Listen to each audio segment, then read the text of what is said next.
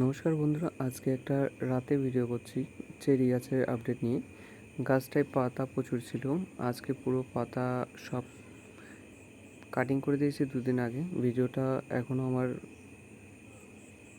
ইউটিউবে রয়েছে, ইউটিউব চ্যানেলে। তা দেখো, এখানে একটা ফুল ফুটেছে, এই একটা ফুল,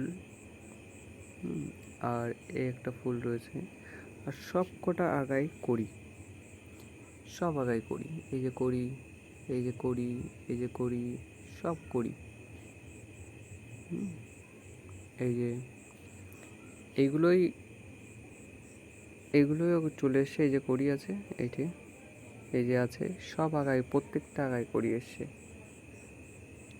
তা যাদের কাছে এখনো পাতা রয়েছে তারা পাতাগুলো এক একটা করে সুন্দর করে কেটে দিতে হবে, কিংবা গোড়া থেকে ভেঙে দিতে হবে, তাহলে ভালো সুন্দর ফুল আসবে এবং ফলও দাঁড়াবে। ফল দাঁড়ানোর জন্য পটাশ আর হালকা একটু সুফলা দিতে হবে,